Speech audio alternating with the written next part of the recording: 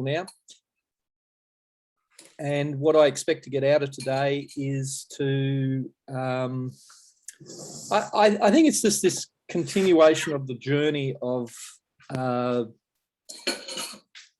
power of words. I've loved words my whole life, and the words that we're getting centered on is very powerful, and I'm looking forward to it. Joseph, how are you feeling, and what would you like to get out of today? Hi, Peter. How you doing? I'm doing fine. I'm feeling pretty good. It's great to be here with everyone today. I am looking to continue my my understanding of Fuller and of the terms and definitions that we've been discussing, as well as the teleological aspect of things. And I'm also just looking forward to enjoying a lot of time with everyone here. Henry, how you doing? And what would you like to get out of today? Thank you, Joe. Nice to see you. Thank you. Yeah, doing well, doing really well. Feeling good. It's a bit cold here, still winter. Yeah, just looking forward to the call, learning and getting more definitions and growing as we go through. Nelson, how do you feel, and what do you want to get out of today's call, mate? Thank you, Henry. I am feeling very good, excellent, and my expect is to learn more about the definitions of and the word, see? The word cooperation, collaboration, distribution, and how this word is used in the life and in the work. That is my feel and my expect. Okay. CJ, what do you feel? What do you take away? What do you expect? Thank you, Nelson. So, to be honest, a bit heavy today. Not sure why. Maybe I got a new pair of specs. The lens is adjusting overall. Have a clearer vision. At the same time, a lot of new information. I guess the other heaviness is what is happening right outside the door. My kid is having a session learning about frontliner together with some online teachers now. My wife is helping, and the things happening out there is very scary. So there's a bit about how I'm feeling, but at the same time, I'm really blessed that the whole family is very well supported, and we are in a very good space. What I want to get out of this session is I read the Teleology, if I pronounce it correctly, twice or thrice. I'm still digesting the surface of the information. The pretty fascinating word over there. So I'm going to pass it over to Rafa. How are you feeling, and what do you want to get out of today's session? I'm feeling actually great. Yeah, it's been a great week. Lots of things happening, so that's always good. And what I expect to get out today is again more understanding and again a few more definitions and more clarity around those. Who hasn't gone yet? Susan, Manu. Okay, Susan, how do you feel and what do you expect to get out today? I feel great. So happy to be with you all.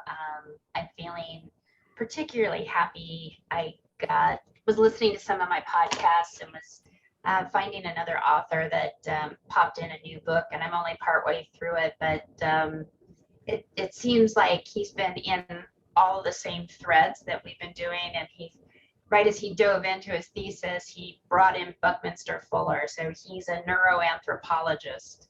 And I have a sense that maybe Kelly started reading him already.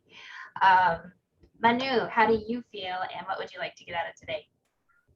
Feel good. Early and cool, yeah.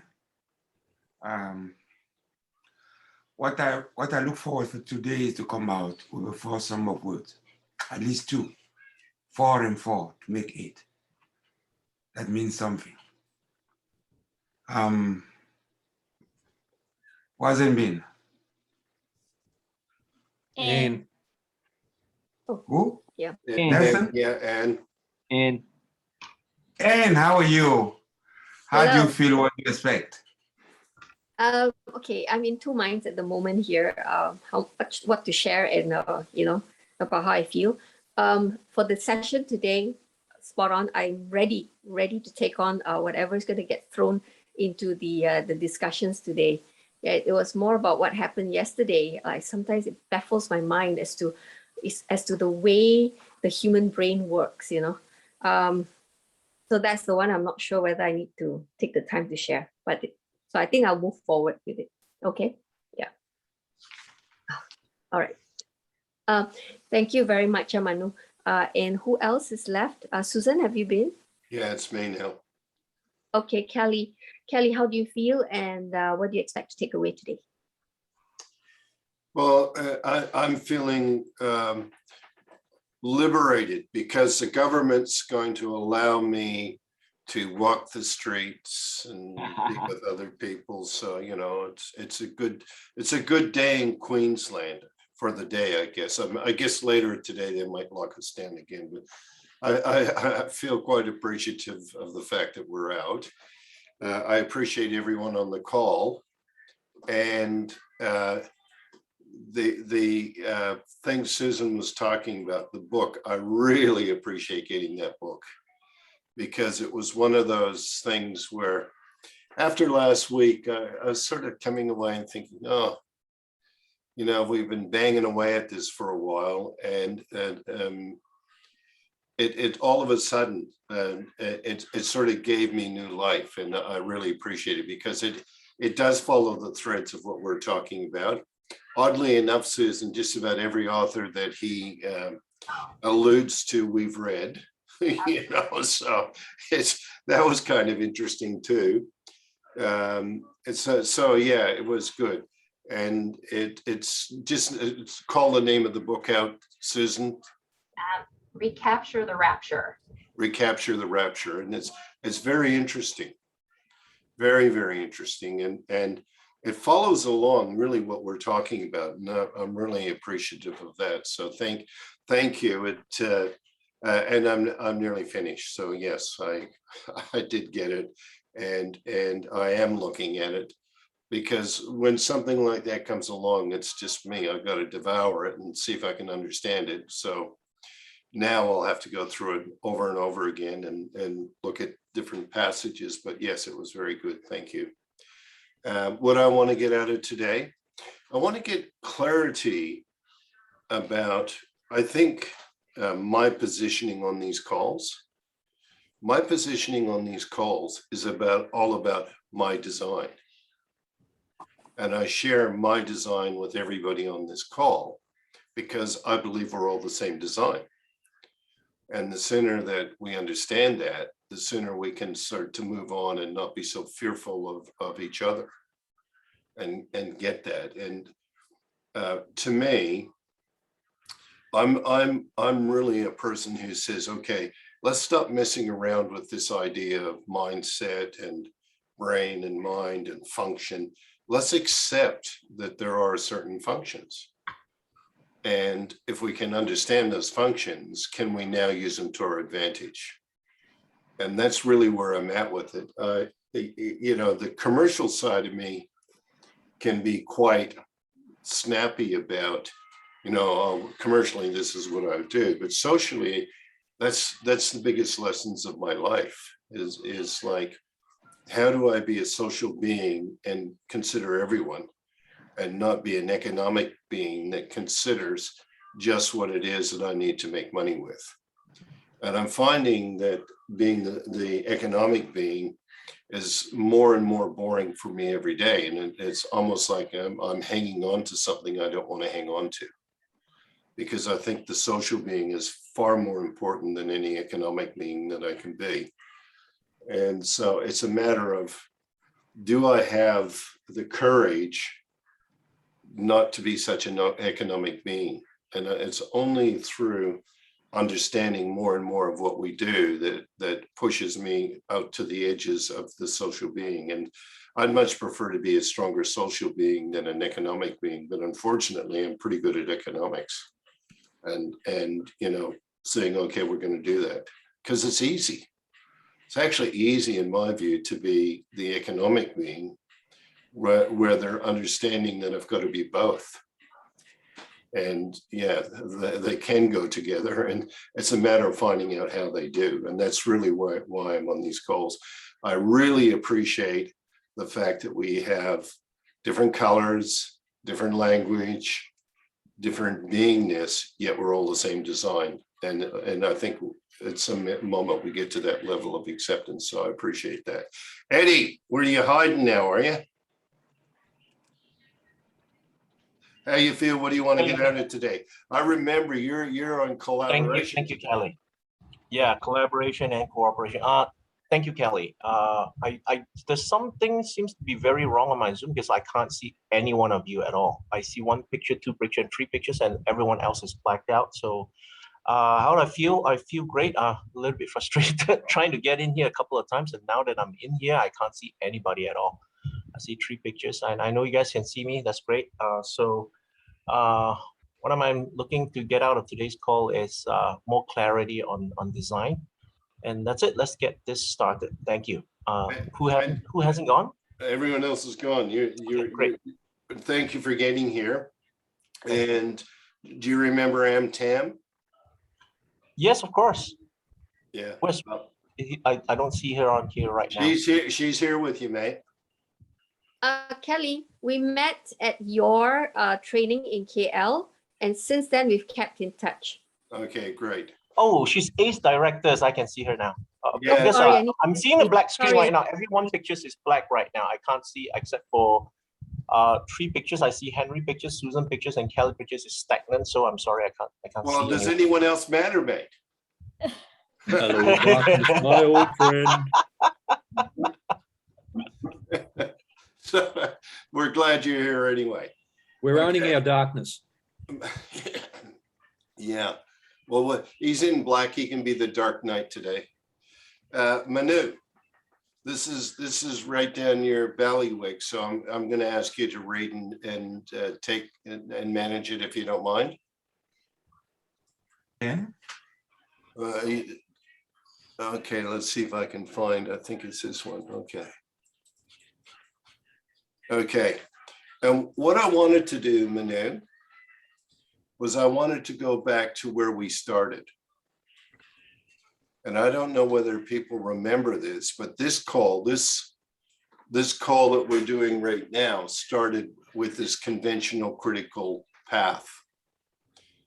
And for as many years as I can remember, well, being involved with Fuller, this is what I really wanted to understand. And I think we're getting close to understanding this idea of critical path thinking. So let's start there. Manu, you can go through that and ask for explanation on anything you want.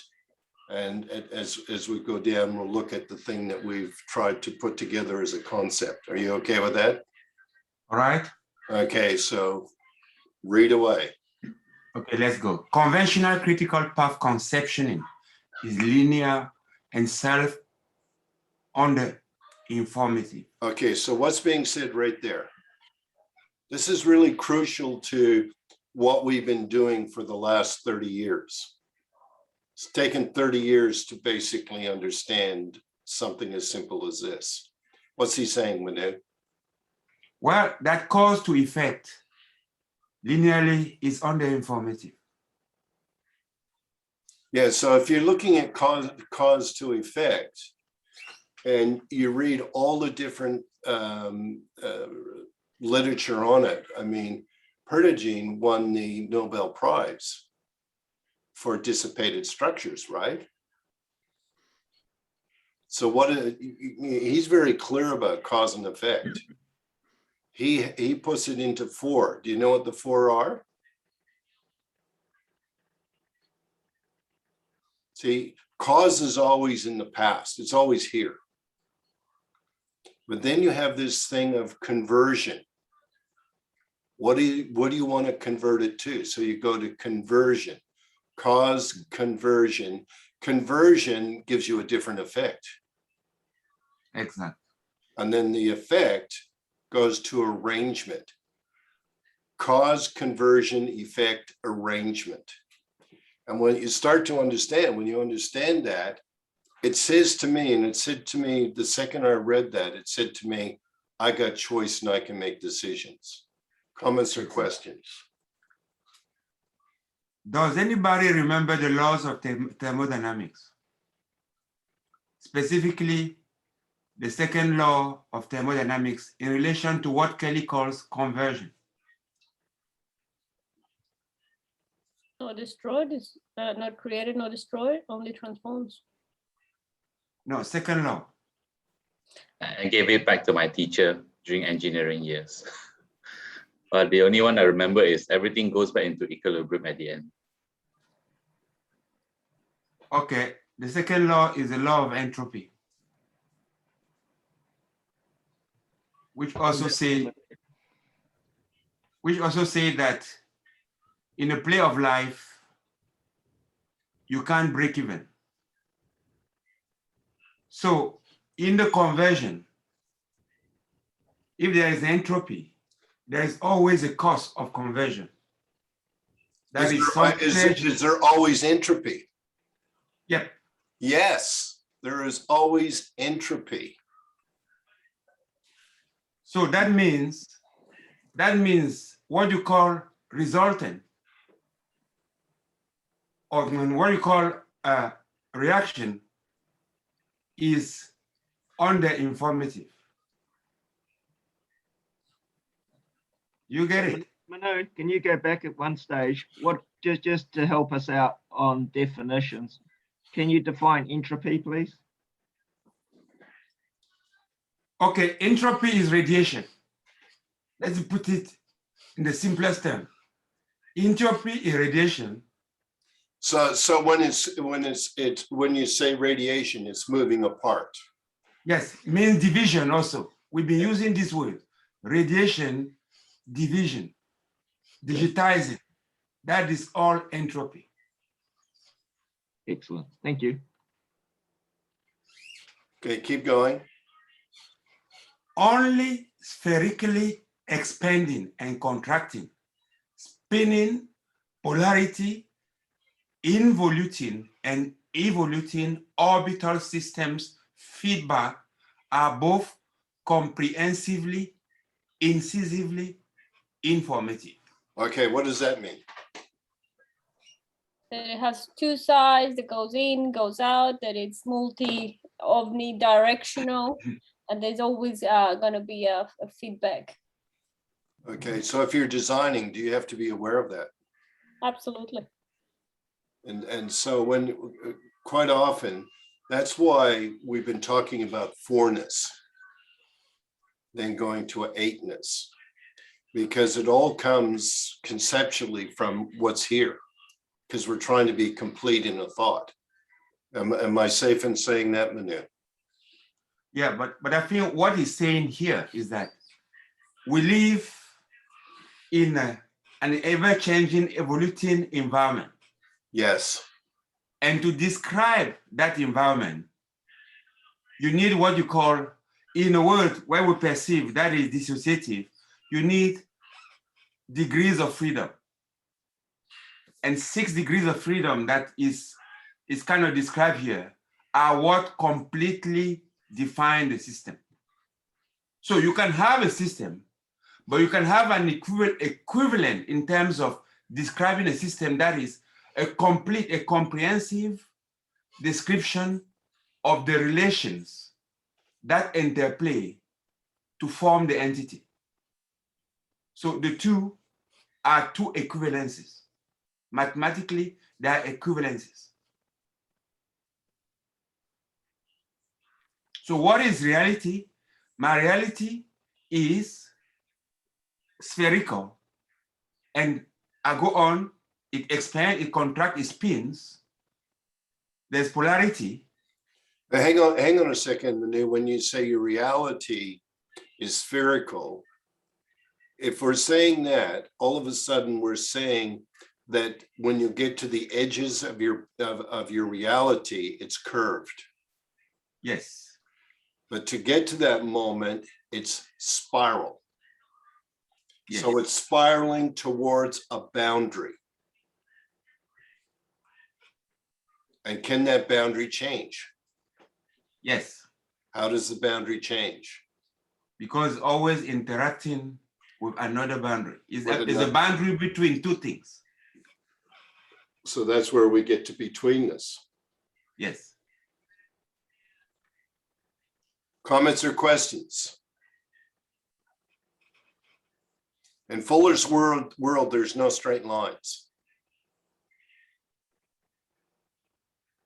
So when you're thinking about this, in my mind, this is one of the hardest things to come to terms with, is we draw a circle and then we say, oh, it's a circle or a sphere. But how did we get to the circle or the sphere? And now you have to include precession. Yep. Bodies in motion on bodies in motion. Then what do you have to decide? What's your boundary?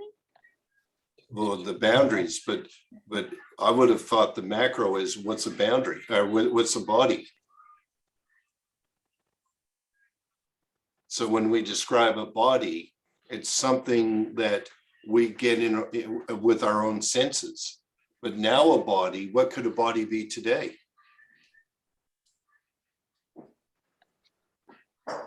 Second, you go to a division, would that be a body of something, Manette? Yes, they are bodies. If Yeah, you they're divide. And Yeah. so when we look at those bodies and we go to division, it's gone beyond our own sensorial inputs. And now we've got technology giving us inputs to perceived bodies through technology. Yeah. So does that make a difference in design? Very important that you always divide a body into bodies. There is no such thing as half a body. It might be a body of a different nature with a characteristic like volume or size that is half of that something, of something. So when you say half, when you talk about volumes and size, now what are you talking about? Calibration. Calibration, and when you look at calibration, are we making finer distinctions around calibrations? Yes.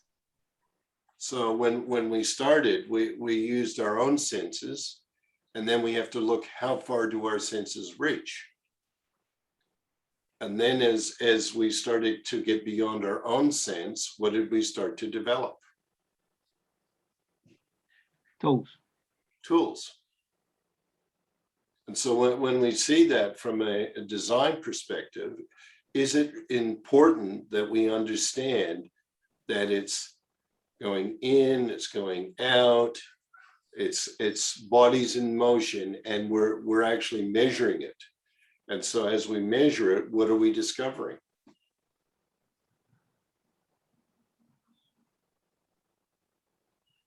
Finer distinctions.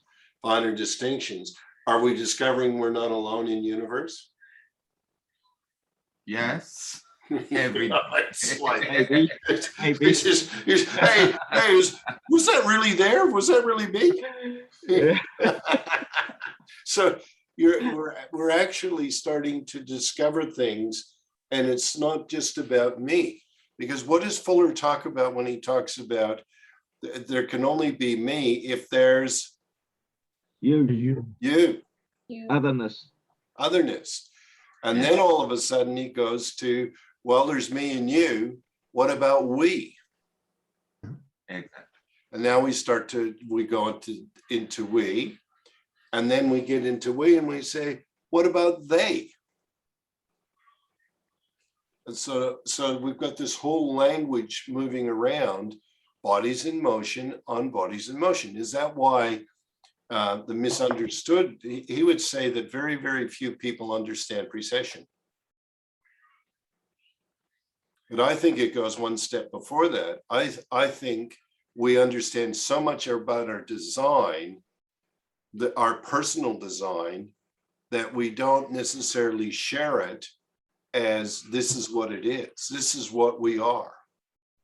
And then when we get into what we are, what can we be? Does that make sense? That's why this keep going back to this. For 30 years, I've looked at this, and every year I bring it out to who's ever studying with me, and we go through it again. And every year we make more distinctions. I mean, I know Manu and Susan must be bored. It's just like the Lord's Prayer for us. When we see it, we say, oh, really? Anyway, keep going, Manu. Spherical, orbital, critical feedback circuits are pulsative, tidal, importing, and exporting. What does that mean?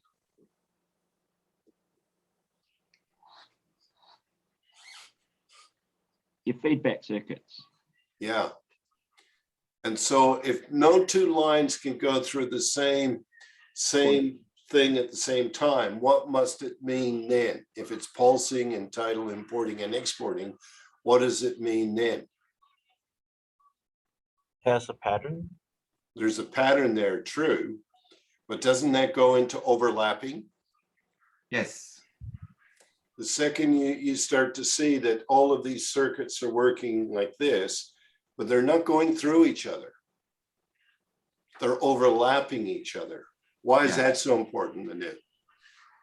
Because the pattern results from overlapping, definitely. And then if they did not overlap, if they didn't meet at a point, it would be something else. They become something else. Yes. Any comments? Everyone seems to be very quiet on this one. Comments or questions?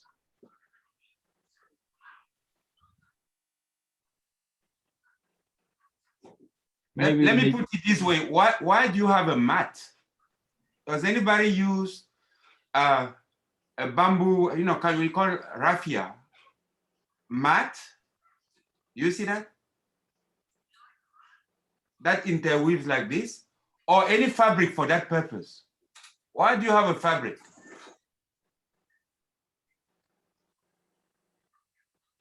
So explain when you say mat.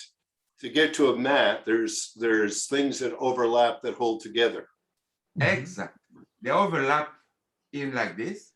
The And then you have a map that you can use. Interwoven, yes. Yes. Yeah. And that makes a pattern. This is a pattern. That is a pattern.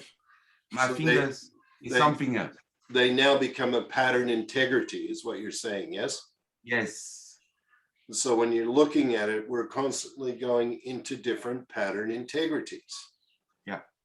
And bodies in motion, bodies on motion and bodies in motion create different pattern integrities. And it's important to define what is a pattern integrity. A pattern integrity, it is something that is within the boundary and obeying laws that are specific within that boundary. Obeying principles. A mat is a mat because it has a border and the things like that interwoven and they stay like that. In other words, that if you remove them, is no more integrity. Integrity has a relationship, deep relationship with what you call a form. Integrity and form. I wouldn't say coexist, but they are always good friends. So in a design sense, you always have to be aware of a boundary. And could a boundary be an inner boundary and an outer boundary? Definitely. Definitely. A boundary is between two things. So there is inner and out. Micro, macro. Does that make sense to everybody? I have a question here. Go ahead. You're talking about a pattern, right? I'm having difficulty seeing a pattern from, maybe I don't have the context from all the discussions before, but based on this alone, I see shapes, right? You have shapes and it's moving in a shape, which is orbital. And but at the same time, everything is in motion, and the motion is not one direction. It's like this pulsative, it's in and out, it's back and forth. How do you find the pattern in this? Well, for start, you're talking about radial. Its direction is radial, it's omni, right? And then when you look at your pattern, let's look at the pattern. That's why I immediately go to business, because it's so easy to demonstrate. Do you have patterns in your business?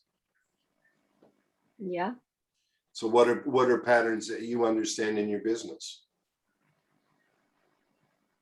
I guess the structures that we have in place, the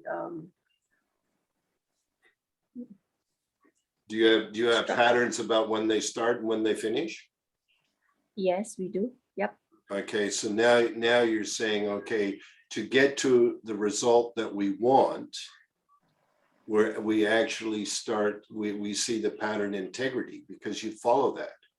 So you say there's going to be 40 hours of education in this particular subject, and we're going to get this particular result. Is that a pattern? Yeah. And is that bodies in motion? Yep. Got it. Does that make sense to you? So the patterns are all around us. We can get into patterns and say, well, what is a pattern? A pattern is something that repeats itself. And now it has a pattern integrity because it constantly repeats. How much energy does it take for you to maintain those patterns? Oh, a lot. Yes. It's a lot to start, but what happens once you start getting them into place? Momentum keeps it going. Yeah, so now all of a sudden, the momentum allows you to do an awful lot more with an awful lot less. Yes. Yeah. And so when you see that, you're now starting to see the pattern, and you can see it becomes a regenerative pattern. Just like this call, it takes me very little time to get through and say hello to everyone, and everyone to say hello to you. That's a pattern integrity. Mm. And it's designed by the boundaries that we create. So I'm not kidding when I say I prefer to finish in 90 minutes, because that's a boundary and that's a pattern, because I want people to keep coming. If it goes to 3 hours, all of a sudden people won't show out. They just won't be here. And even asking people for 2 hours in a day is an awful lot. 2 hours in a week, in a 168-hour week, is an awful lot. You understand what I'm saying now, Anne? Yes, thank you. That makes a whole lot of sense, actually. But am I creating a pattern integrity? See, people know all over the world that anyone associated with our Bucky's call knows it's Brisbane time, knows what time that they're going to have, and they don't think about the time that I'm in, they think about the time they're in, but we all come together and we have this relationship. Now, is that designable? Yes. Yes. It's by understanding the boundaries that make it designable. Yep. The ins, the outs, the betweens, and the arounds. You want to keep going, Manu? Welcome aboard, Steve. Thank you very much. Critical path elements are not overlapping linear modules in a plane. They are systematically interspiraling complexes of omni-interrelevant regenerative feedback circuits. Doesn't that explain the question you just asked? Mm-hmm. Yep, got it now. Okay, so when we're in this is why it's so important when we go into design that we understand who we are. Comments or questions before we start moving off this? I bring this back because this is the basis of all the study I do, that statement right there. Comments or questions on that before we move on? Well, I want to insert, oh, go ahead. Okay, my thoughts on Fuller put this piece together because it demonstrates that a lot of design and thinking beforehand, conventional thinking, is linear. It's two-dimensional. It didn't take into account enough elements. It wasn't omnidimensional. There was just so much macro irrelevant, as it were, for people. Things that people were out of their awareness, and you need to take into account more. And so his demonstration often is, you need to take into account in, out, between, and around. The linear concepts that he says people still use today after 500 years, sunrise, sunset. There are even TV shows today that still call themselves sunrise. And he those are just simple concepts. People still use them though. In universe, there is no sunrise, sunset. The correct term is, what is it? Sun sight, sun eclipse. Yet people sun in, sun out. Yeah. And even the concepts of up and down. We use it so much in our language. Raphael talked about language. People haven't changed their language until they actually understand that their language is linear. Just those basic things. How are they going to get to the other point? Just the idea of radial. Yeah. Versus up and down. So now you're going in or out, and they create a betweenness and aroundness. Yep. So even in our calls, we should be banning the use of up and down. We do our best, Henry. Yeah, it just shows you how ingrained it is in our thinking. It's just so easy just to say up and down. But even this little piece that we're reading has the starting point of a three-dimensional appreciation. Yes. And so I love getting to moments where we can kind of trip into even more dimensions. And yeah, it was nice in the book hearing somebody else talk about the idea that, folks on this planet are worried about, aliens, people coming from other planets here. And it's like, why would they be hanging out in a 3D reality if they're, if they've got the possibility of being in so many more dimensions? Yeah. I always say, Susan, if there's aliens, please take me. I want to know more. Exactly. Yeah, definitely thinking in omnidimensional. I think Steve's our champion on omnidimensional, aren't you? I love that topic. Throw something in. Go on. Okay. Any more question? All right, let's start to go to design so we can get to what we're really here for human in. Okay. Human minds have a unique cosmic function not identifiable with any other phenomenon.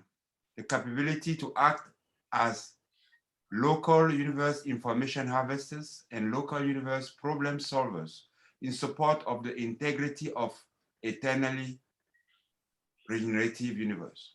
Okay, so what's he saying there? Is that important? We are our own mini universe interacting with other universes.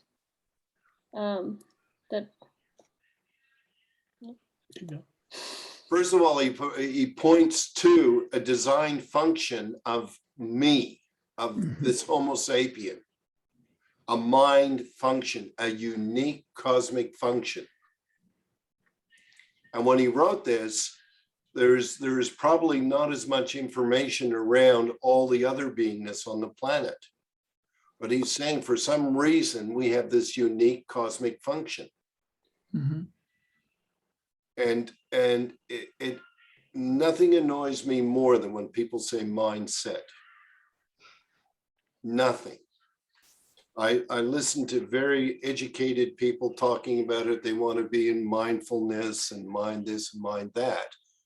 But your mind doesn't sit. You can't turn it off. It's constantly exploring universe. What's it exploring it for, according to Fuller? Harvest information and solve problems. Yeah. But what problem does it ultimately want to solve? The integrity of internally regenerative universe. Yep. Yeah. Yeah. And when this came up, this last sentence that I just repeated, local universe problem solvers in support of the integrity of the university regenerative universe. I look at what humans have allowed to happen or made happen in terms of pollution and in terms of greed and hunger and homelessness, and I could go on for a whole lot of other things. We somehow have lost the plot in scarcity and fear, and we allow, we're the only species that allow the dumbest of the species to be our leaders. And But what stops that being part of the integrity of eternally regenerative universe? Well, is that just part of it?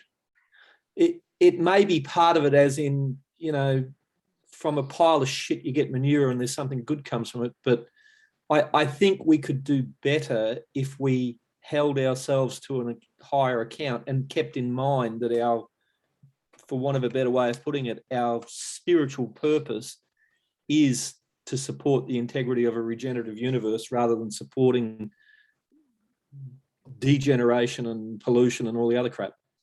Peter, don't you think it's important that you now have that thought?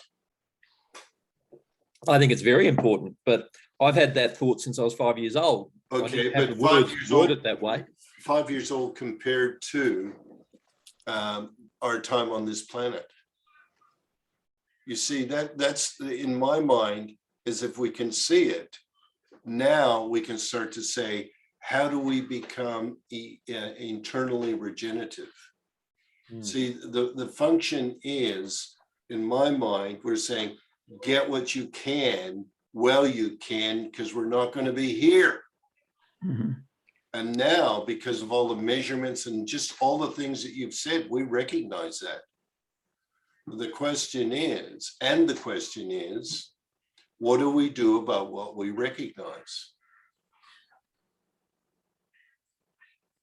I think one thing that is important into that function, let's just take an analogy. You see, the human's body. When I want to use woman, but excuse me using that word here, but when a woman has in us something, it can be a cyst or a fetus. What does the body do of a cyst? What does the woman's body do of a cyst?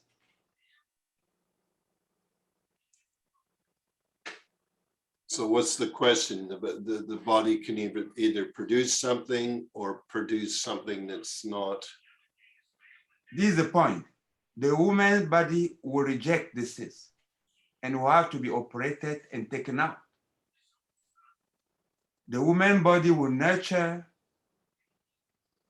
the fetus into a being that is born alive and kicking. Do you understand that in relationship to the function of humans in the universe? Does it mean anything? We don't do anything, the universe is going to reject us and pass the experience. Okay. Comments or questions? Are you saying use it or lose it? Yeah, he's saying don't be a cyst.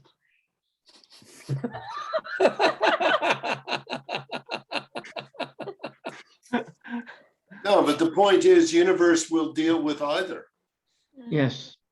It's universe is indifferent to it. It's part of a function. Yeah. That we discovered that, and we understand that, so we can look at the integrity of eternal and regenerative universe. Universe, yes. So we know that, we understand that, but now let's apply it. Yeah. And the feedback is the pollution. Yes, it's like we learn as much from the cyst as we do from the child. Yeah. I don't know, Susan, you're the doctor on the call. Do we learn as much from either? We learn different things. Yeah, of course. Mhm. Does it make them right or wrong, good or bad? No, but all of a sudden we have made them right or wrong, good or bad. Every single person has a perspective, and that perspective could change from moment to moment. It's amazing to walk into a room and tell a woman that, oh, by the way, you're pregnant, and not know whether she's going to think that's good or bad. Yeah. But Because from my even point of view, it wasn't. Paula would say there is no good or bad. Yeah. Your It's not from the it's not from the perspective of good or bad. It's a perspective of taking a woman as a universe. And that universe has laws that tolerate things that are in there, a form that is in. And if that form is not off, let's put it the kind, or does not correspond, or does not cooperate with the laws of that universe, it's got to be dealt with. It will be dealt with. The woman body will reject it. All right, so now let's go into the next thing that he's saying, because I do want to get to your what you're talking about in teleology. Okay. At the present cosmic moment, muscle, cunning, fear, and selfishness are in powerful control of human affairs. We humans are here in universe to exercise the universe functioning of mind. Okay. Only mind. Oh, no. So what's he saying there? We're here in universe to apprehend and abide by mind. Mm-hmm. In my mind, very, very powerful statement. It's like it's talking about a prime design. Yes. Comments or questions?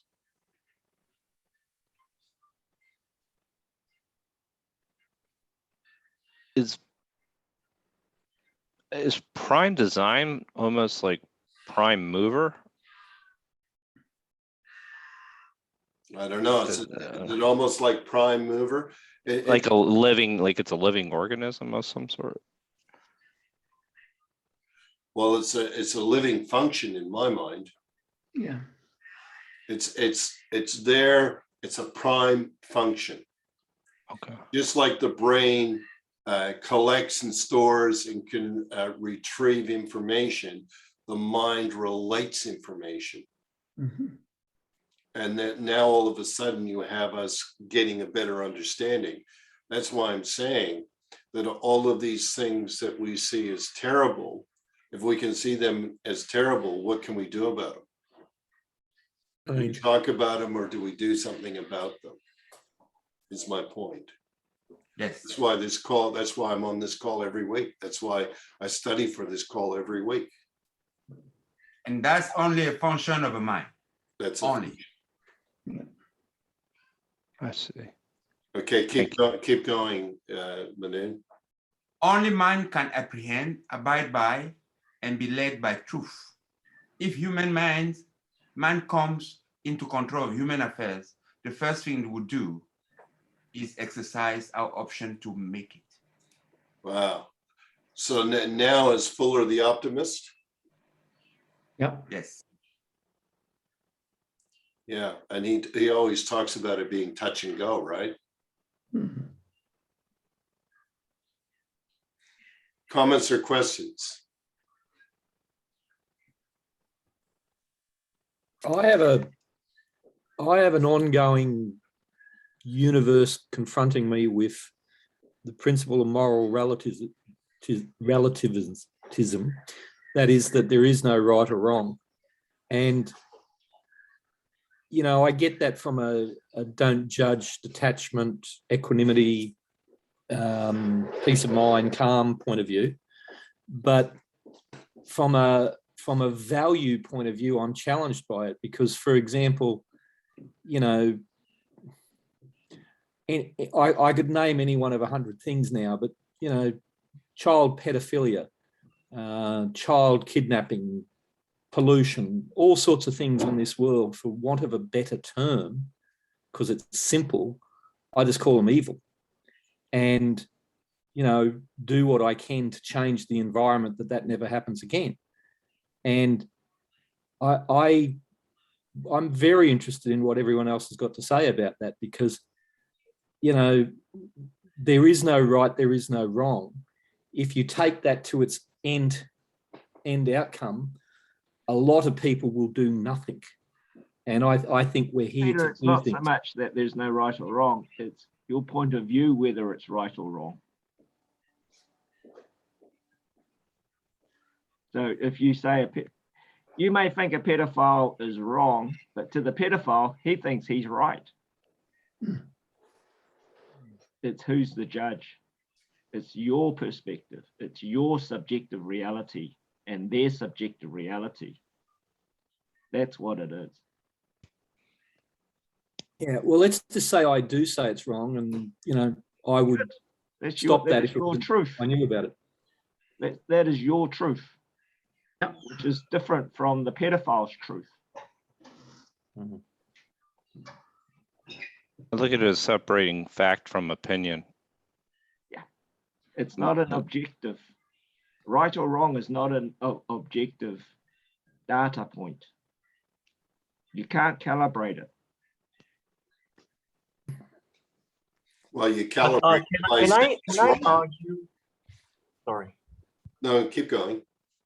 But can I argue that let's say the pedophile pattern, right, is actually not really in support of the integrity of a regenerative universe, because it's kind of like not following a pattern whereby it actually destroys itself because it's running based on, like, let's say, the selfishness, the fear and muscle and cunning, right? And that is actually what Fuller says is only at the present moment, right?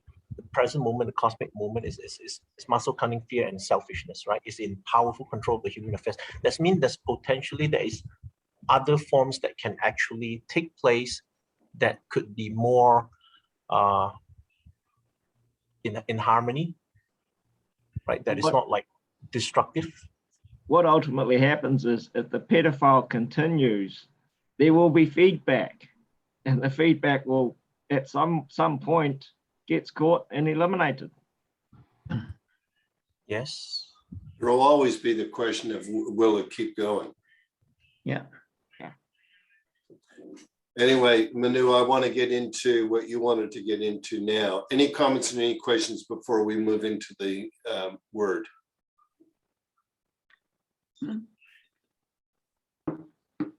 Okay, Manu, go ahead. Who wanted to say something? That was me. And so I've almost said something about this 3 or 4 times. The issue with pedophilia is personal sovereignty and a person being able to make a choice. And I think we can debate what's wrong with people. Is it regenerative or not? But it comes down to sovereignty. Everyone making their choice. And I just thought I'd throw that in because it seemed to be this pedophilia question is boggling. And personal sovereignty, unless I can do that, violation of the universe. There's my 2 cents. Comments or questions? Where is the sovereignty of the child then? Is the child a sovereign being or is not? It's actually have to be under the pressure of someone stronger, just because that that person or that being has the perception that what he's doing is actually for their own pleasure or reasons, that it feels that it's all right to do. It's not good or bad, it's just something to do. Where is the sovereignty of the child there? Well, yeah, and so the person choosing that what is the right and wrong goes out the window. You know, you have the right to swing your arms until you hit my face, and now you're right. Unless I want to be hit in the face, you don't have the right to hit me in the face because I'm sovereign. It comes back to natural law. It's do no harm, and I think in whether it's violence or violate, you're doing harm, and that's against. So because legal law and natural law are different things. Natural law is human spirit and it's universal, and you can arrive at it because it's a truth.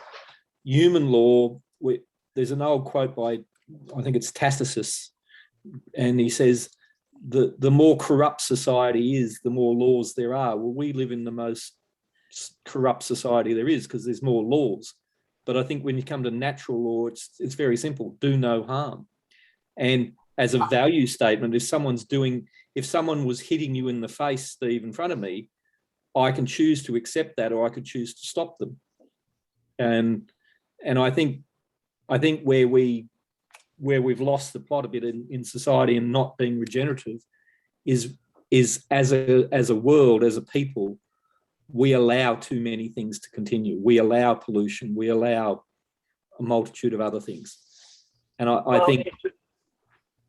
Can I suggest that we kind of postpone in the interest of time, finishing on time on this, that we postpone this to the end of this? I think it will make a lot more sense. Keep going then, Manu. You know, like that discussion about sovereignty. Keep going, Manu. You don't need to justify. Okay. Teleology, the conscious deliberations and decisions of the human mind, which reorganize the subconsciously fed back informations. The philosophic reduction of a plurality of subjectively experienced pattern cognitions into conceptually recognized, imagined patterns of generalized principles to forwardly control specifically anticipated events by design modifications of environment patterns. Generalized, comprehensive, and anticipatory design science. Okay, comments or questions? That sort of feeds into what you were saying, yes? Yes. Explain it. Well, I mean, I don't want to hijack this, Henry, you know. You're doing good. Yeah, keep going. Okay. The conscious deliberations and decisions of human men, which reorganize the subconsciously feedback information. Subconsciously fed back information is macro. And I reorganize. Reorganizing means that I've divided and I put together in order to make sense to me. That is after a lack. Does it make sense? Does that line of changing?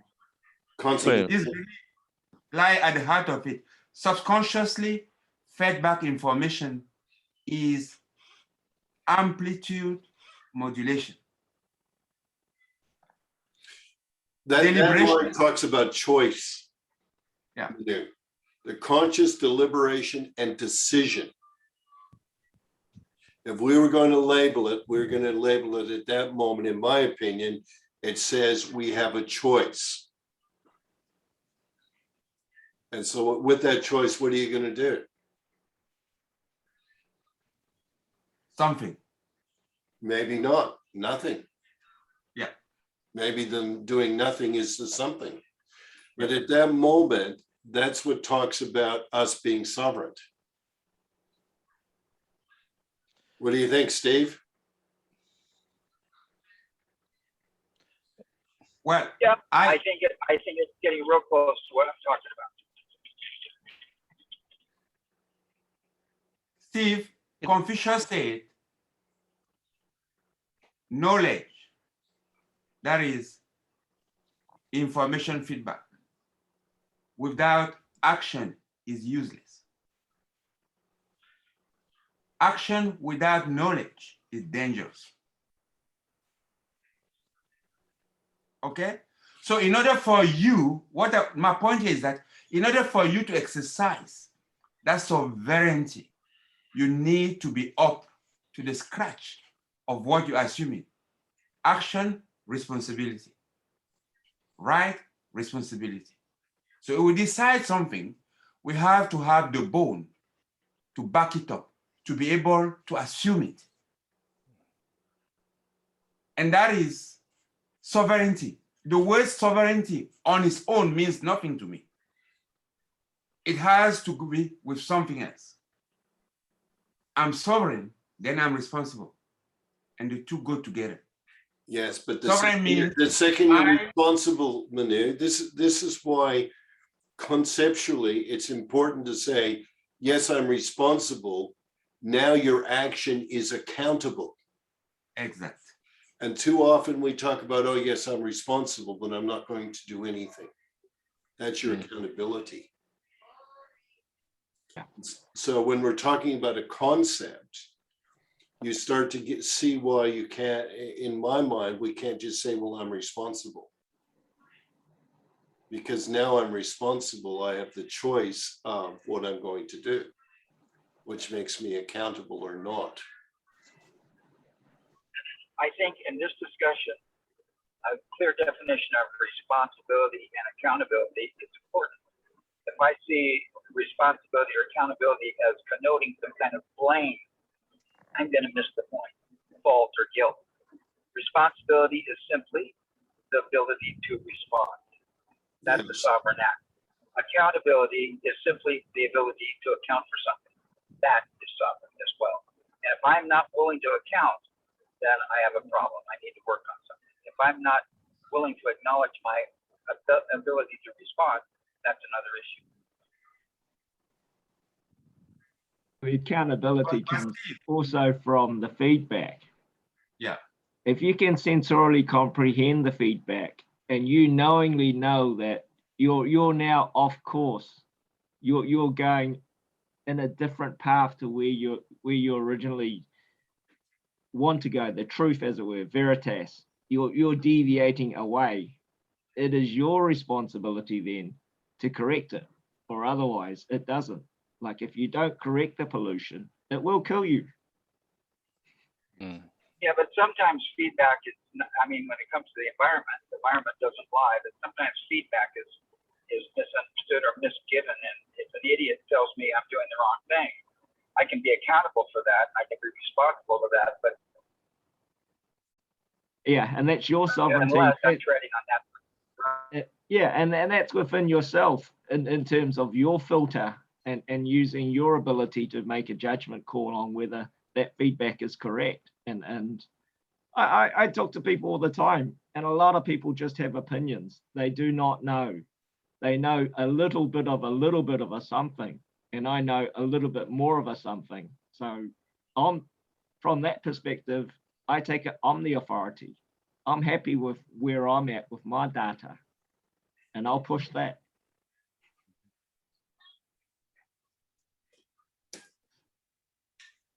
Keep going on teleology. And I mean, this is not a new word. This is a very old word. It's been around a long time.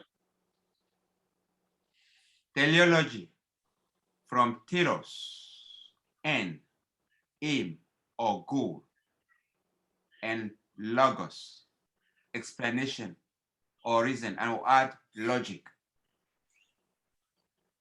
Or finality is a reason or explanation for something as a function of its end, purpose, or goal, as opposed to as a function of its cause. A purpose that is imposed by a human use, such as the purpose of a fork to hold food, is called extrinsic. Natural teleology, common in classical philosophy, though controversial today, contains that natural entities have also intrinsic purposes, irrespective of human use or opinion. For instance, Aristotle claimed that an acorn's intrinsic telos is to become a fully grown oak tree. Though ancient atomists rejected the notion of natural teleology, teleological accounts of non-personal or non-human nature were explored and often endorsed in ancient and medieval philosophies, but fell into disfavor during the modern era, 1600 to 1900. Comments or questions?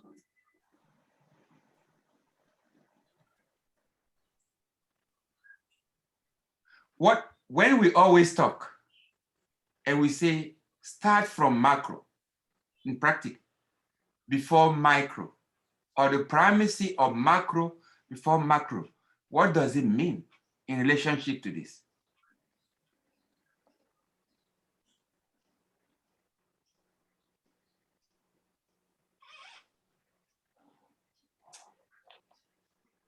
Is it important that we understand history and where something came from? Is that important? Yeah. It's already there. That's already the cause. Cause and effect. But you see, that's why you have to have between cause and effect, you have to understand we're now starting to convert because we know a little bit about something. And now you're looking at the new effect. And now you're looking at the new arrangement. Surely that is talking about designing ephemeralization. Mm-hmm. Doing everything with nothing.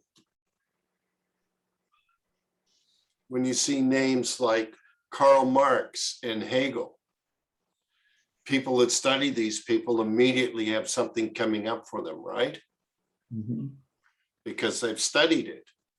Now, in my view, we're looking at how do we convert so it's relevant in 2021 and not constantly going back to Kant and Marx and Hegel. Exactly. And so as we go forward, now we're looking at design functions and we're starting to say, we have the ability in this group to come up with design words that we can apply. And so when we talked about the fourness of last week, and we start to get into it, and this is what I came up with, this, is there a nature design and is there a design concept? So it's macro, micro. Are they always there as a generalization? Yes. And it came up negative and positive last week. Are they always there? Yes. No matter what goes on, no matter what concept you come up with, there's going to be macro, micro, negative, and positive.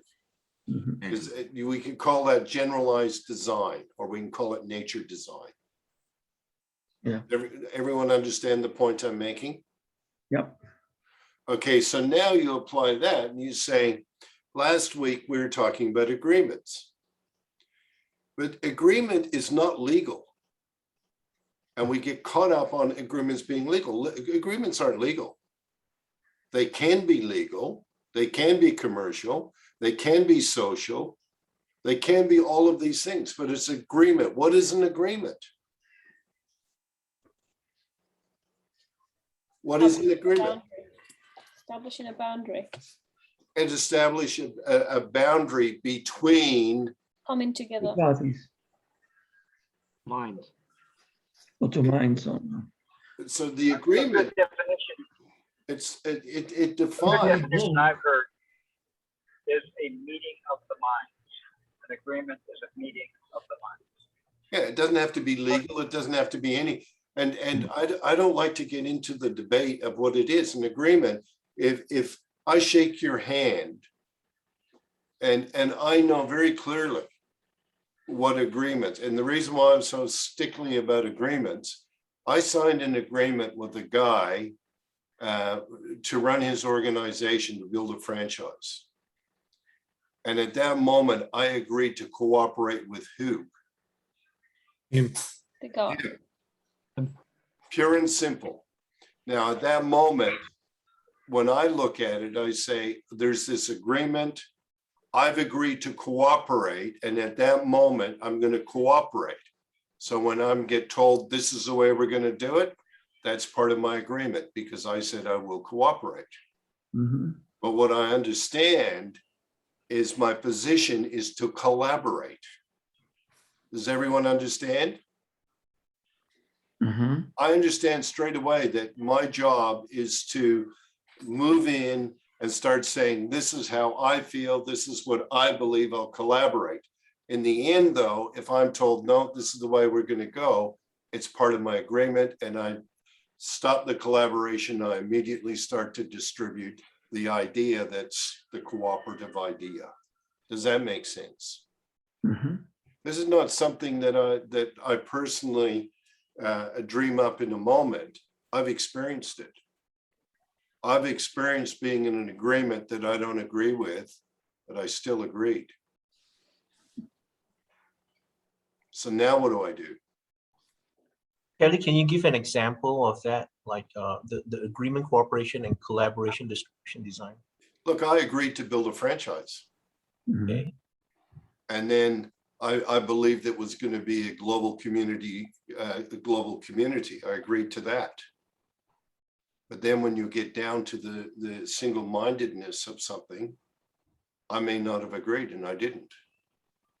But I still agreed to cooperate, because I'm not going to destroy because I don't understand. Too often, I think cooperation is curtailed because people don't necessarily understand. So in my mind, I go out and I'll say, okay, let's collaborate. Okay, when you collaborate, you get to a moment where you have to agree to get something done. Otherwise, nothing happens. Mhm. So then you go to distribution. What does distribution allow?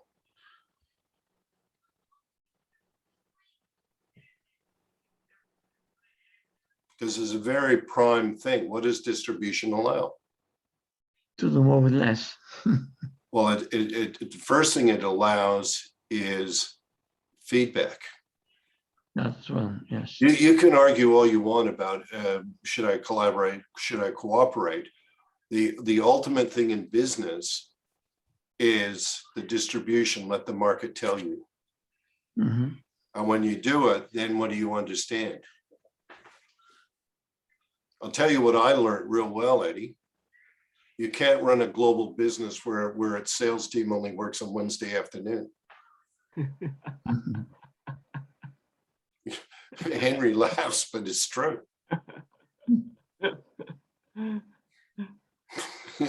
You got a 7-day-a-week business, it all has to be 7 days a week.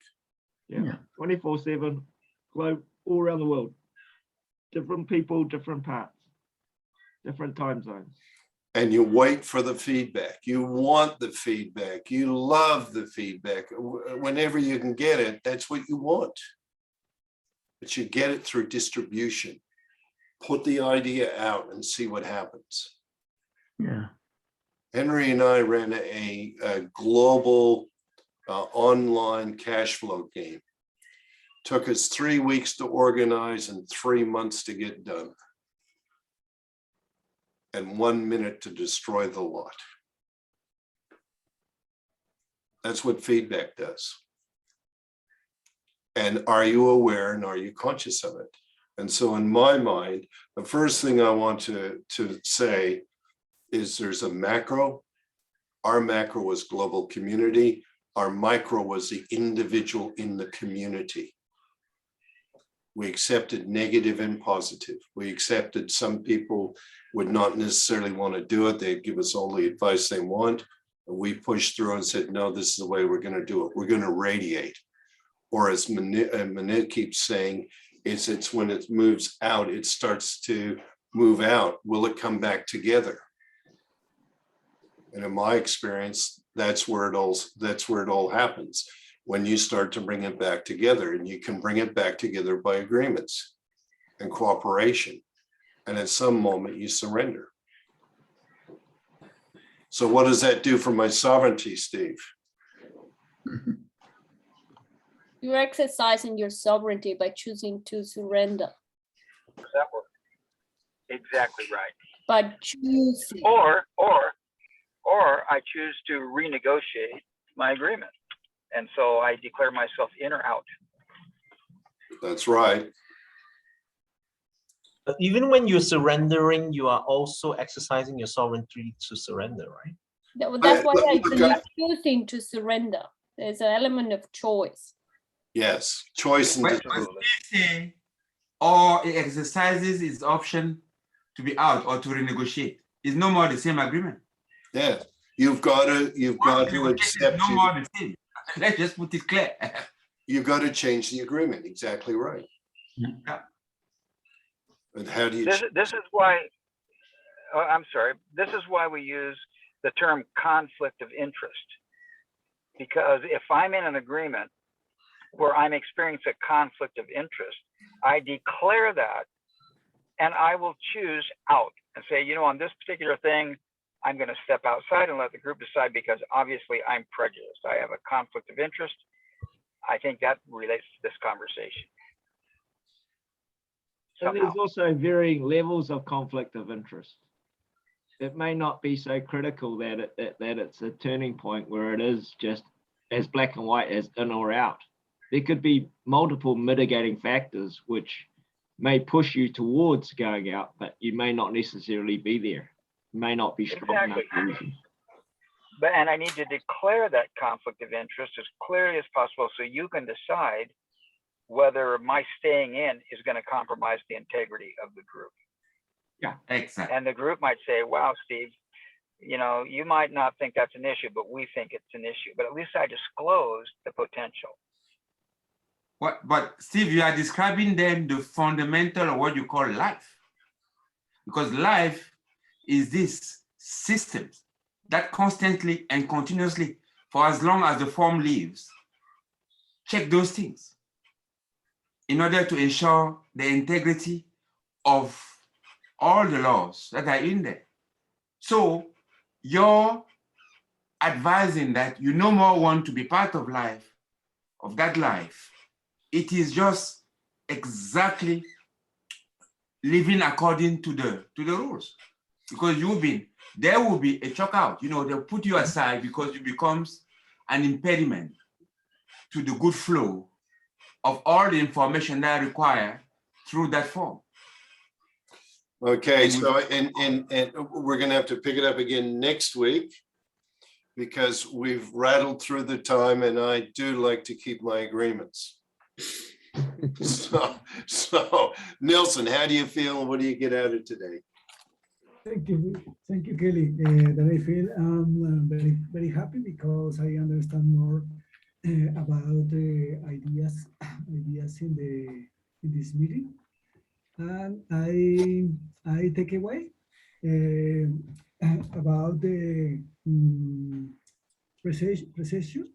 Body is bodies in movement, bodies in movement. It's integrity different, and it's about the boundaries.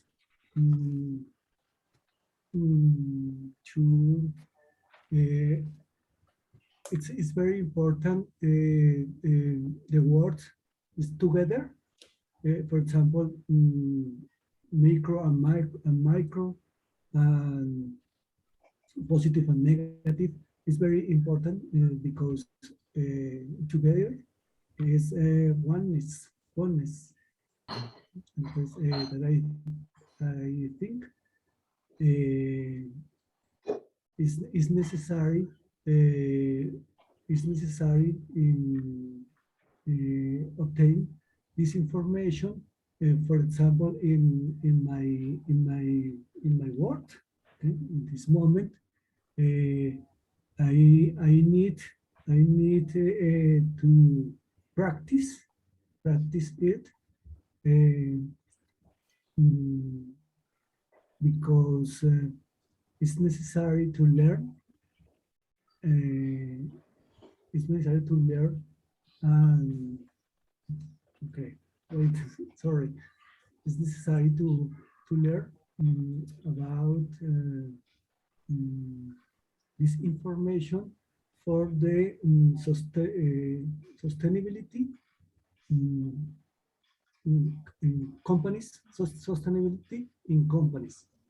Sorry, okay. That I feel and that I take away. Thank you. Catalina, what do you feel and what do you take away? Thank you, Nelson. I feel a bit cold. I got a bit, gets chilly at this time of the day. At the end of the day, I'm very grateful for the discussion, because sometimes it's just like with Kelly, it makes you span your or my my perspective, get to have perhaps a little bit more, allow my consciousness to be more flexible, and actually see that at the end of the day, the world is actually subjective. And yet I still have the sovereign right to choose. And I can't choose if I know. And therefore, I have to respect each other's choice, regardless if it's completely and utterly different to yours or mine. That's what I take away. Hey, how do you feel when you take away? Thanks, Kat. So I enjoyed the discussion about moral relativism. I still can't pronounce that word. Relativism. Thank you. But aside from that, and probably I'll think about that a bit further, but when Anne was talking with Kelly, and what I wrote down from what they were saying was design pattern integrity. So we create a pattern, we create momentum, we get that momentum to become regenerative. We have to have a boundary in there so that the pattern is clear. And then that will lead to a pattern integrity. And I think that's probably the essence of design for me so far. And the other thing that really leapt out at me today was local problem solvers in support of the integrity of eternally regenerative universe. And I actually think that that's probably the biggest statement I've ever got from Bucky, in terms of there's what we're designed to do, there's what our spirit calls us to do, there's where we make our contribution, is in that creating patterns of an eternally regenerative universe that works for everyone. I think that's got a lot of meat on the bone. Susan, with your cat asleep behind you, how do you feel, and what did you take away today? I'm grateful for the opportunity to have community and to dive further into these things. I'm taking away that Bucky says we're here for our minds, and that's delicious. And it's also even more wonderful when we can find the moments to ground our minds through our physical experience, and then sometimes come out with an action that's of service to others. Minds are always in motion. So CJ, how do you feel, and what are you taking away? I would say I feel mind blown. This is my first time experiencing a conversation with people. I would say it felt like I'm in a cave full of wise men and women. There are times when I have conversation with people around me, they don't understand what I'm talking to them about. But I learned a lot from here. And I think this is the word, as I was distilling today, what is the key thing I learned. CJ, you muted yourself. CJ, you muted yourself. So I just muted, right? Okay, got it. So what I learned today in summary is let it go to let it grow. Example, when Kelly shared about things in relation to projects that you spend months and months building, and you never know that pin was there. It just popped, the whole thing just exploded. You gotta let it go, because it reminded me of ego. Ego is a big thing. If we learn to let go of that, we allow growth to happen. And many more instances, I felt I learned something about the thermodynamic. Being an engineer, I didn't really practice it in detail, but I studied about it. I totally forgot about that dynamic stuff. It's good to have a refresher, and how to relate it to our life. That's a good one as well. And overall, it actually gives me the question of, as a human being, are we cause and effect? The pandemic and us, we are a human race. We wanted to save the world in whatever effort that we are doing, but look at the amount of things that we are destroying along the process of saving things. And I guess the virus is giving us the same feedback that I want to conquer the world too. Since you are doing that, let's do something. And that's the funny thing. I was thinking, yeah, the pandemic is teaching us a big lesson. They are doing exactly what we are doing. They are saving the world in their own sense. So it got me to reflect in terms of for my self-belief system. Like what Kelly says, we are only like a fraction of time in the universe existing. What do I want as in that 1 second of the universe time that I'm in? What do I want to experience? I guess that's the essence that I got from today. Okay, we're going to pass it over to Anne. So how are you feeling, and what do you get for today's session? You're mute, Anne. Yeah, mute, Anne. Yeah, thank you, CJ. Yeah, I actually feel utterly surprised.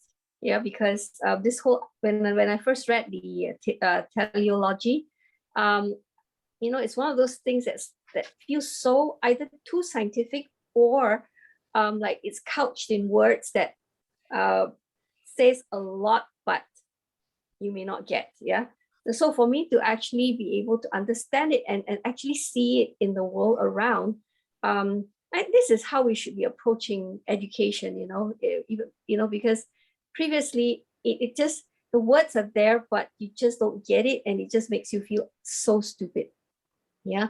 And here, it is not about feeling intelligent or anything like that. It's more like it's the opening of the mind. It's the connection to who we are, and making sense of the world around us. So I thought that was really powerful. And I think Peter, sorry, I'm gonna talk about something you said as well.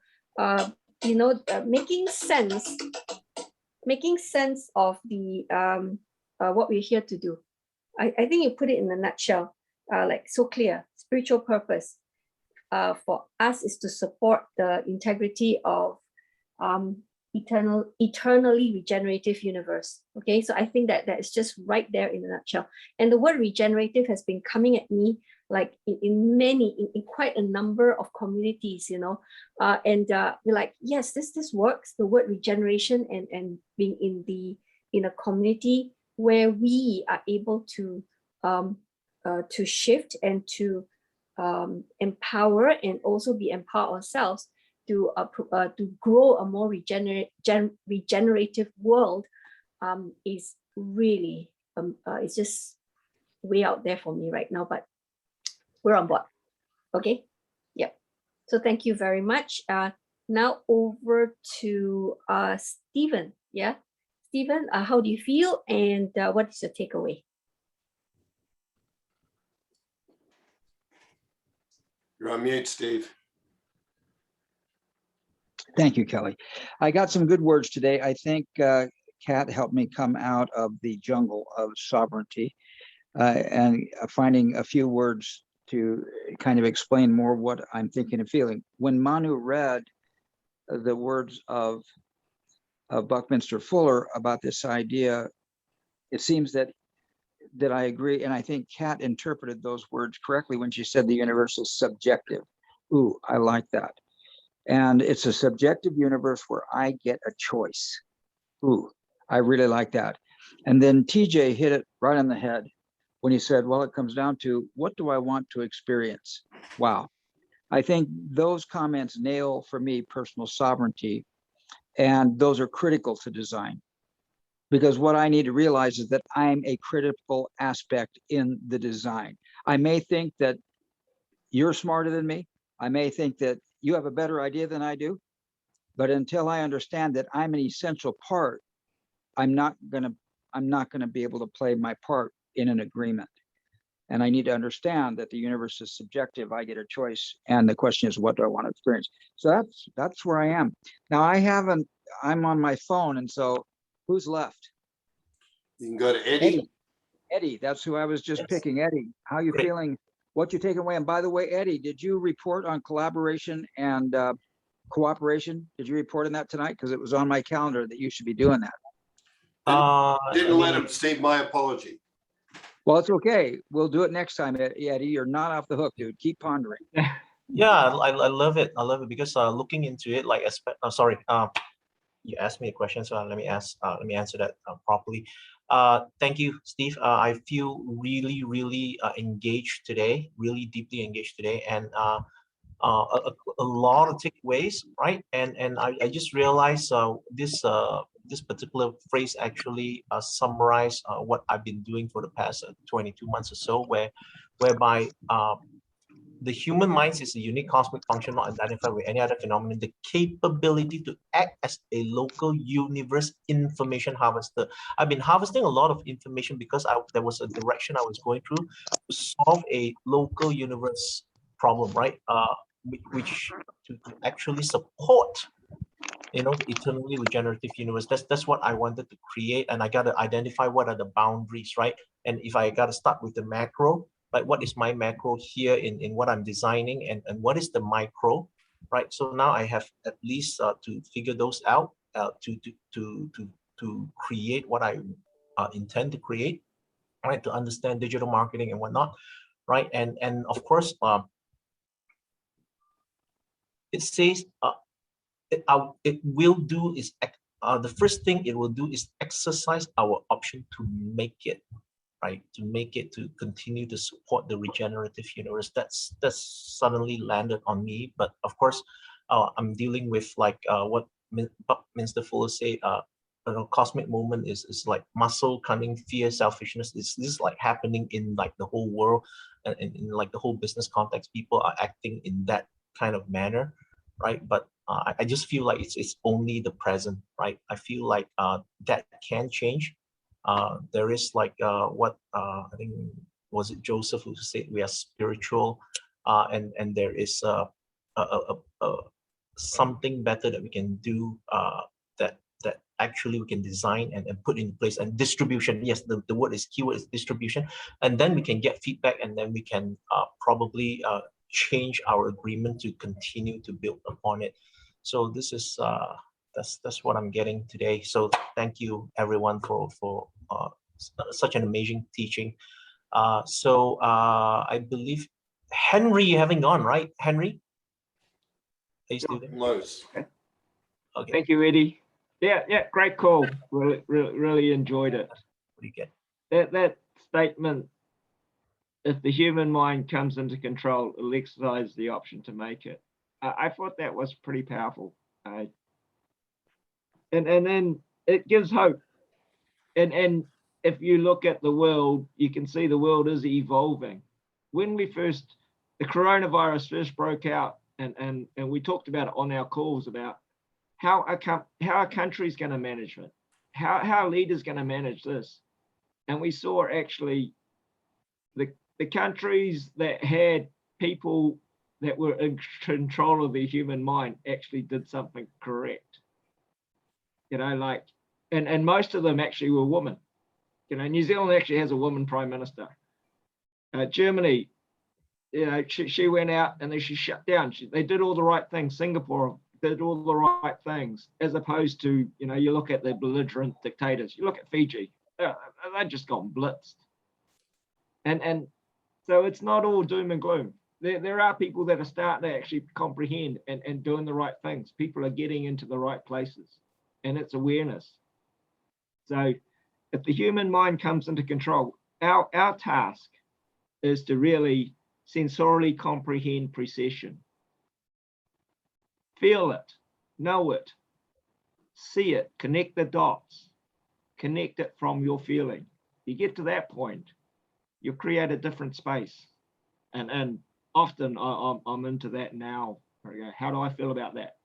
Where is this going to lead me? And when it leads me there, how am I going to feel about it then? So it's fun times. I'm really enjoying the call. Thank you, everybody, for sharing. It was really good. Have we got, is it Joe? Joe, you been? No. Okay. Joe, you're up. How do you feel? And what'd you get out of the call today? I feel great, and it was great conversation to listen to everybody. I have a lot of things to process that I need to come back to this call and actually think about a couple of things. And one of the things I learned is never to use the word mindset ever again. But other than that, but that we live in a subjective universe as well. I had that down, and that we have choices within that universe and how we can create meaning is something that I definitely will take away as also a deeper appreciation of the mind. And everybody said this, so the idea of building a regenerative universe and how we can, I think Manu said it, it was, and I may have gotten this wrong, but it was, I think it was action. It was something to do with action without intention or something along those lines. It could be dangerous. I know I'm misquoting you, but I'll have to go back and listen to that. But those are my major takeaways. I have a lot of other things that I've taken away as well. But yes, thank you again for everyone. Manu, how do you feel, and what are you taking away from today? Well, today to me was really, really, really, how will I say it? Rich. And this passage of Bucky is actually to me very poetic. It expresses things very beautifully. And I come away here with a lot. I'll just take a few. Nature design and design concept, macro, micro. Nature design and design concept. And agreement, cooperation, collaboration, distribution, I better understand it in this kind of context. And Henry said, and I use the word aim here.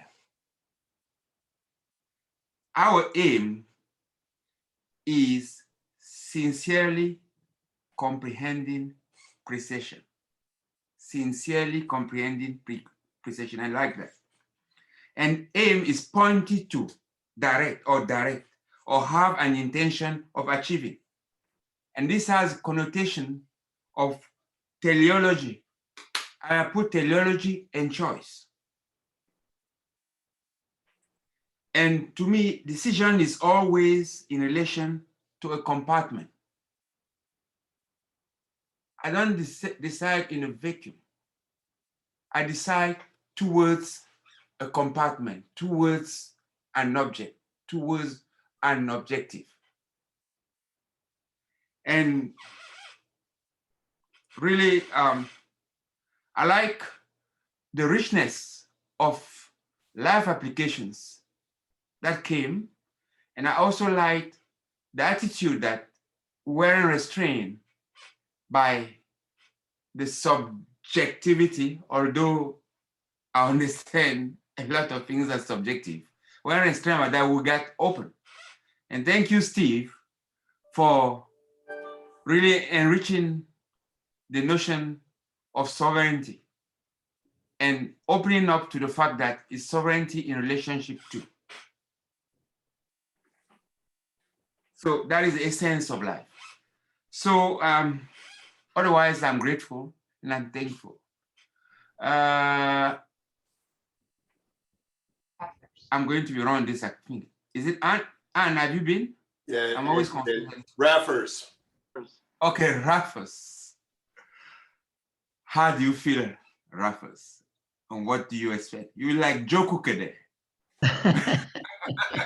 Thank you, man. That's a very great call. I mean, several things. I mean, there were lots of things actually that came out for me today, but I will focus on the main ones. I think that today I could relate personal sovereignty to actually our ability to choose. As long as we have a choice and we are aware of those choices, that's when we exercise our sovereignty as beings. Also, the connection between mind and our mind's purpose, which is around finding the truth or veritas. And the mind cannot be fooled, not permanently at least, but for a while perhaps. And that's what we're trying to do. And to be able to understand what the truth is, it means a lot of hard work in terms of, it relates to me to understanding precession, what effect we have in the biosphere and how we manage that. And pollution is just actually part of precession. All we need to do is understand the side effect of what we do and how to correct it. So it's not good or bad, it's just it is also a huge level of ignorance around certain things. And another thing that came out to me today is the critical thing about eternally regenerative universe. That means universe will regenerate regardless of what we do or what we don't do. But if our role is to support, as Becky put it very clearly, support eternally regenerative universe, that means we have to understand how universe works, understand design. And if we don't, I mean, the universe will get rid of us. It's not even that, and the universe doesn't have to do anything. It will carry on doing what it does and what's been doing for billions of years and even before the Big Bang. And because again, the universe contracts, expands, and it goes on forever. But if we don't actually manage to support what the universe is supposed to do, we won't make it. And again, Becky is an optimist because he talks about making it. But he could be saying, actually, we're not going to make it. He could come to the same conclusion based on his understanding. But again, being an optimist, he was fairly aware of it was better to take a different stance. So I understand we back you on that one. I remain an optimist regardless. So those are my takeaways today. Thank you. So Kelly, back to you, mate. How do you feel? What's your takeaway? Susan, you did go, didn't you? She did. Okay, good. I had to remind myself. I'm sort of lost in space here, but how do I feel? I always feel privileged to be on these calls because I get to relate my experience, then apply them to design. And Susan, I wish I could write a book as good as that captured thing, right? Because I know my mind apprehends everything he's saying, but I'm not that articulate. I'm a guy that has a lot of experience, and I can feel through the experience and I can contribute. But I'd love to be able to write a book as good as that book. Just because it's all the books I've read, but I haven't been able to put them together like that. So I'm always amazed at how much more I learned by everybody else on this call through their experience and how much I can give through my own experience. And then, I like this idea of whether I'm assist or whether I'm life, whether I'm something that's producing or not. And it's like, I think the value of getting people together all over the world on this call, I think it's so important because we get all these different perspectives, we get all these agreements and disagreements, and we each one of us can have, the opinion, and it's, when Manu was talking about Woman Boy, I thought, oh my gosh, I'm going to be on the wild side of something now. But it still comes out and people will listen. And I think that that's really important because I think too often we don't. And so I appreciate everybody on the call. I thank you for being here. And I think we'll get into more and more design so that we can actually go beyond this group. Because I think that's really what's important. It's not so much important who shows up here, but it's where does this show up there? And I think that's very, very important. And so thank you to everyone on the call. Looks like your son's finished his exam, CJ. Better pull him It's aside. 3 weeks holiday, so today is his last day. Back to school tomorrow. So it has been having lots of fun and going around me a lot too. Well, that's say good. hi. That's Good good. to see you. Hi.